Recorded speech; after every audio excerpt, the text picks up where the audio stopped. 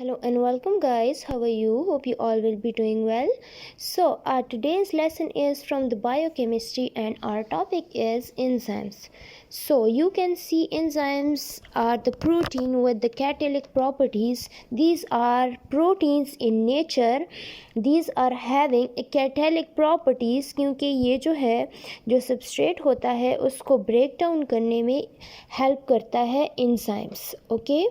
So let's move further to the first one slide, that is the enzyme structure. Enzymes are proteinic in nature, as I have already told you. They have a globular structure. Actually उनका जो structure होता है वो globular होता है. ये 3D structure में पाए जाते हैं, ये सिंगल स्ट्रक्चर में नहीं होते, इसीलिए इसको ड्रॉ करना थोड़ा सा डिफ़िकल्ट होता है एक पेपर पे जब तक आप इसको 3D शेप में ड्रॉ ना करें या इसको 3D शेप में बना ना लें. अ complex 3D structure comprising of tertiary structure.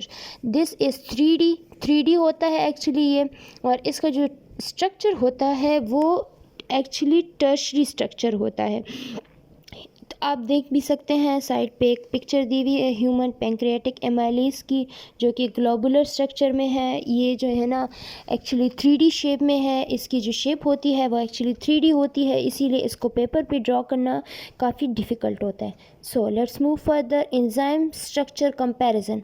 आप देख सकते हैं इसमें जो फर्स्ट वन है वो प्राइमरी है, the second one is the secondary and the third one is the tertiary and then the quaternary structure. तो ये जितना आगे जाते जाते ही ये काफ़ी कम्प्लेक्स होता जाता है. इसकी जो शेप है वो ग्लोबुलर शेप में होती जाती है और ये 3D शेप में आता जाता है, इसीलिए एंजाइम काफ़ी कम्प्लेक्स होता है इन नेचर.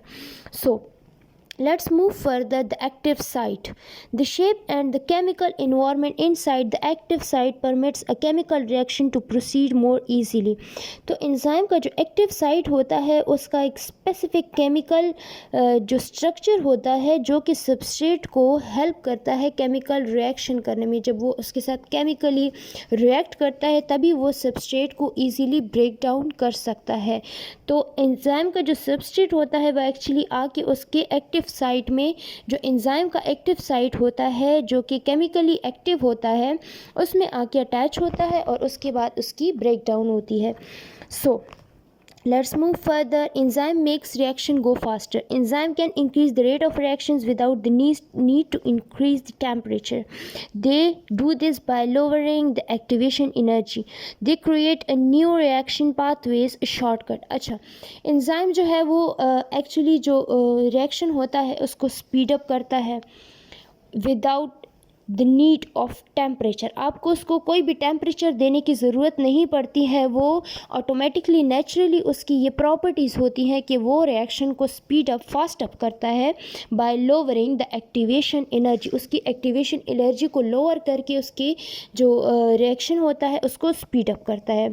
ये इसको एक शॉर्टकट पाथवे भी बोला जाता है किसी भी चीज़ को तोड़ने में या किसी भी चीज़ को जो है ना ब्रेक डाउन करने में. So let's move to the next one slide. You can see the reaction pathway, कैसे एंजाइम जो है वो एक्शन करता है वो आप देख सकते हैं. एक्टिवेशन एनर्जी आपको दिखाई दे रही होगी. जो जब वो अपनी पीक पे पहुंच जाते हैं तो उसको हम बोलते हैं ट्रांजिशन स्टेट, और जब वो दोबारा से ब्रेक डाउन उसकी हो जाती है तो वो प्रोडक्ट में कन्वर्ट हो जाता है. रिएक्टेंट्स को प्रोडक्ट में कन्वर्ट करता है easily with lowering the activation energy. So let's move to the next one slide. And enzyme control pathway. तो उसमें क्या करता है, न्यू रिएक्शन पाथवे इसमें स्टार्ट हो जाता है. उसमें भी आप देख सकते हैं उसकी एक्टिवेशन एनर्जी को, जो कि कैटलाइजेशन, ये पूरा प्रोसेस होता है the break down of the substrate by the enzymes. इसमें कैटलाइजेशन रिएक्शन होता है. तो इसको पूरा जो है ना एक स्पेसिफिक पीएच में जो है ना कंट्रोल, इसका एक अपना कंट्रोल्ड इन्वायरमेंट होता है. Okay, so let's move further. The substrate. The substrate of enzymes are the reactants that are activated by the enzymes. Enzymes are specific to their substrate. The specificity is determined by the active site.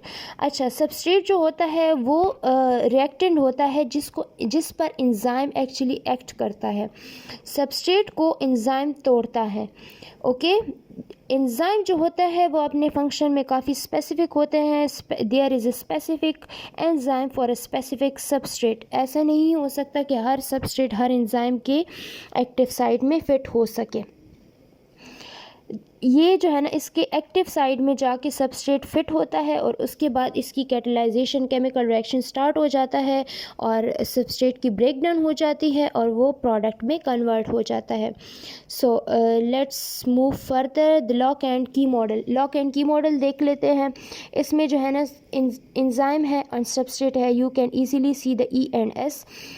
Substrate आके enzyme के active side में attach होता है, chemical reaction start हो जाता है. जब ये आपस में एक दूसरे में मिल जाते हैं तो उसको हम बोलते हैं enzyme substrate complex.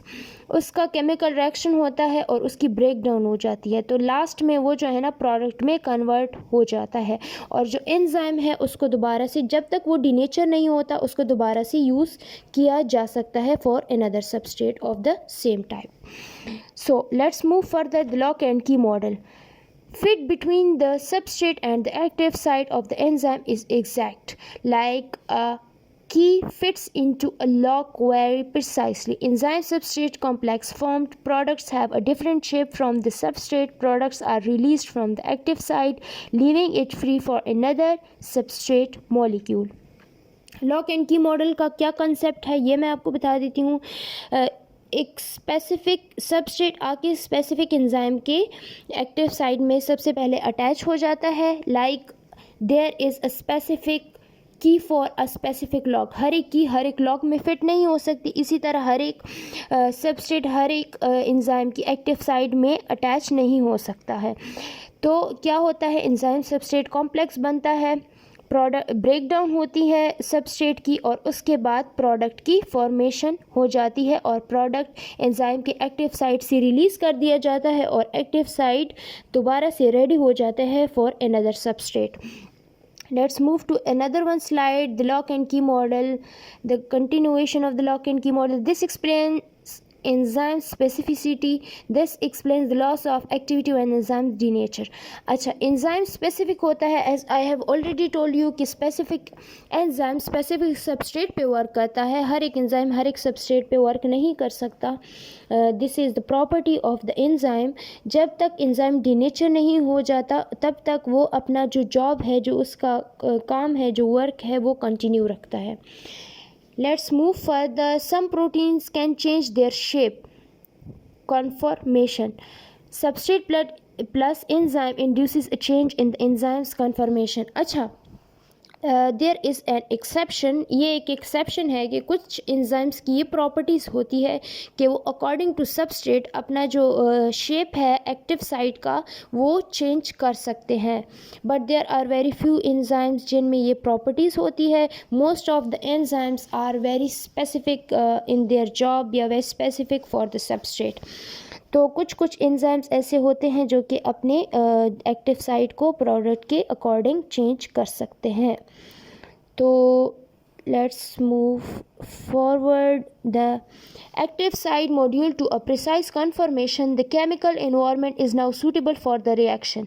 The bonds of the substrate are stretched to reaction easier, lower activation energy. अच्छा, इसमें क्या होता है, जब एक सबस्ट्रेट आके एंजाइम की एक्टिव साइट में अटैच हो जाता है उसके बाद जब वो फर्दर जाता है तो उसका एक ट्रांजिशन बनता है. एंजाइम सबस्ट्रेट कॉम्प्लेक्स एक डिफरेंट कन्फर्मेशन में चला जाता है क्योंकि अब जो एंजाइम है वो अपना active site according to substrate change कर लेता है और रिएक्शन स्टार्ट हो जाता है. एक्टिवेशन एनर्जी लोअर हो जाती है और जो प्रोडक्ट के बॉन्ड्स हैं उनकी ब्रेकिंग स्टार्ट हो जाती है और उसके बाद उसको रिलीज़ कर दिया जाता है और वो एक स्पेसिफिक प्रोडक्ट बन जाता है. This also have some enzymes can react with a range of substrate of similar types. अच्छा, ये भी आप कह सकते हैं कि ये भी एक एक्सेप्शन है. एक बहुत ज़्यादा यूनिक बात है एंजाइम के बारे में कि कुछ एंजाइम्स जो होते हैं वो अपने सिमिलर टाइप के सबस्ट्रेट के साथ भी, जैसे कि कुछ सबस्ट्रेट ऐसे होते हैं जो कि similar almost similar in nature होते हैं तो वो उनके साथ भी रिएक्ट कर सकता है. ये भी एक्चुअली इंड्यूस फेट मॉडल में ही ये पॉइंट जो है वो आया था. सो let's discuss about the factors affecting enzymes. The first one is substrate concentration, pH and temperature. substrate concentration बहुत मैटर करती है, pH क्या है एंजाइम का वो बहुत मैटर करता है, और टेम्परेचर क्या है. So substrate concentration, non enzymatic reaction. जब हमारे पास कंसनट्रेशन ज़्यादा होती है तो उसकी वेलोसिटी भी इंक्रीज़ हो जाती है. इनमें जो है ना एक्चुअली डायरेक्ट रिलेशन है, इन्वर्स रिलेशन नहीं है. The increase in velocity is proportional to the substrate concentration. जैसे ही सबस्ट्रेट कंसनट्रेशन इंक्रीज़ होगी, velocity of the reaction increase हो जाएगी.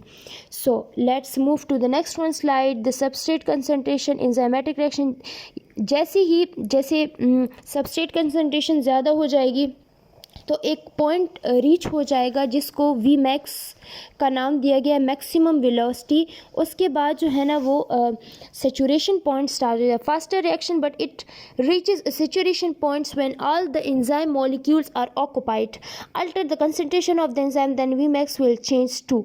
अच्छा, जब सारे एंजाइम्स जो है वो ऑक्युपाइड हो जाएंगे तो एक सेचुरेशन पॉइंट पे वो रीच हो जाएंगे, और उसके बाद जो है ना वो वी मैक्स भी जो मैक्सिमम वेलोसिटी है वो भी चेंज होना स्टार्ट हो जाएगी. वो उसका सेचुरेशन पॉइंट होता है जहाँ पर सारे एंजाइम्स सबस्ट्रेट ऑक्युपाई कर लेते हैं. So let's move to the next one slide. The effect of pH. PH का भी एक अपना इफेक्ट होता है. जैसे आप देख सकते हैं ट्रिप्सिन का अपना एक पीएच है, पेप्सिन का अपना एक पीएच. हर एक एंजाइम्स एक स्पेसिफिक पीएच में वर्क करता है. उसके बाद वो जो है ना उसका जो प्रॉपर्टीज़ है वो लॉस हो जाती हैं और वो इतना एक्टिवली एफिशिएंटली वर्क नहीं कर पाता है. So every enzyme have a specific optimum pH value, as you can see. So let's move further. The effect of pH. pH का क्या इफेक्ट होता है? Extreme pH levels will produce denaturation. जब pH level बहुत ज़्यादा हो जाएगा, जैसे कि मैंने आपको बताया कि हर एंजाइम का अपना स्पेसिफिक pH लेवल होता है, जब वो बहुत ज़्यादा हो जाएगा तो एंजाइम जो है वो डीनेचर हो जाएंगे. The structure of the enzyme is changed. Structure उसका चेंज हो जाएगा, एंजाइम का एक्टिव साइट बिल्कुल ही चेंज हो जाएगा. The active site is distorted and the substrate molecule will no longer fit in it. जो उसका एक्टिव साइट है वो एक्चुअली डिस्टॉर्ट हो जाएगा, वो अपनी शेप खो देगा और जो सबस्ट्रेट है वो उसमें फिट नहीं हो पाएगा. At pH value slightly different from the enzyme's optimum value, small changes in the charges on the enzymes and its substrate molecules will occur. This change will affect the binding of the substrate with the active site. अच्छा, कभी कभी ऐसा होगा जब pH value बहुत ज़्यादा हो जाएगी तो जो एक्टिव साइट है उसमें चार्जेस या उसमें जो बॉन्ड्स है उसकी डिफरेंस आ जाएगी, जिसकी वजह से उसमें सबस्ट्रेट अटैच नहीं हो पाएगा. So let's move to the next one slide. The effect of temperature. Temperature का क्या इफेक्ट होगा? टेम्परेचर जब बहुत ज़्यादा हो जाएगा, वेरी इंक्रीज इन टेम्परेचर हो जाएगा तो एंजाइम जो है वो इवेंचुअली डीनेचर हो जाएगा. So let's move to the next one slide. That is the effect of temperature. आपने इसका ग्राफ देख लिया है, अभी हम इसको एलैबोरेट करते हैं. The effect of temperature. Increasing the temperature makes molecules move faster. Biological systems are very sensitive to temperature changes but high temperature proteins denature. High temperature पे जो होते हैं वो प्रोटीन्स डीनेचर हो जाते हैं. As we have already studied के enzyme protein in nature होते हैं. तो जब टेम्परेचर बहुत ज़्यादा हो जाएगा तो एंजाइम डीनेचर हो जाएंगे और सबस्ट्रेट उसमें फिट नहीं हो पाएगा और इस तरह से एक्टिविटी जो है वो लॉस हो जाएगी, catalytic activity. For most enzyme the optimum temperature is about 30 Celsius. 30 Celsius most of enzymes का जो है ना वो ऑप्टिमम टेम्परेचर होता है. जब वो बहुत ज़्यादा इंक्रीज़ हो जाता है तो एंजाइम जो है वो अपनी कैटालिक एक्टिविटी को या अपनी नेचर को लॉस कर देता है. Many are a lot lower. Cold water fish will die at 30 Celsius because their enzymes will denature. अच्छा, कुछ का जो ऑप्टिमम टेम्परेचर होता है वो कम होता है. अगर उसका ऑप्टिमम टेम्परेचर ज़्यादा हो जाता है तो वो भी डीनेचर हो जाते हैं.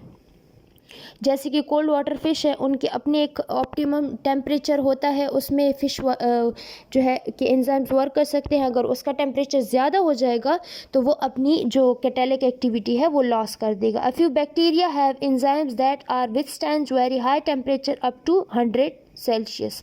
कुछ बैक्टीरिया, ये सारे एक्सेप्शंस हैं एक्चुअली, कुछ बैक्टीरियाज ऐसे होते हैं जिनके एंजाइम्स जो हैं वो 100 सेल्सियस में भी काम करते हैं। तो इतने ज़्यादा टेम्परेचर में भी कुछ एंजाइम्स वर्क करते हैं। एंजाइम्स में भी एक्चुअली एक्सेप्शंस होते हैं कुछ कुछ एंजाइम्स में, लेकिन वो ये जो है ना, ये चीज़ रेयर है actually. Most enzymes however are fully denatured at 70 Celsius. अगर आप मेजॉरिटी की बात करें, मोस्ट ऑफ द एंजाइम्स की बात करें, वो जो है ना 70 सेल्सियस के बाद जो है ना वो कम्प्लीटली डिनेचर हो जाते हैं, उनकी कोई कैटालिक एक्टिविटी पॉसिबल नहीं होती है, और वो जो है ना अपनी जो नेचर होती है या अपना जो एक्टिव साइड होता है उसको डिस्टार्ट कर देते हैं, और वो अपनी जो उसकी नेचर होती है या जो उसकी बॉन्डिंग होती है वो उसकी जो है ना अब टूट जाती है, और वो कैटालिक एक्टिविटी के लायक नहीं रहता। So that's it for today now. Hope you enjoy the lesson. Good bye.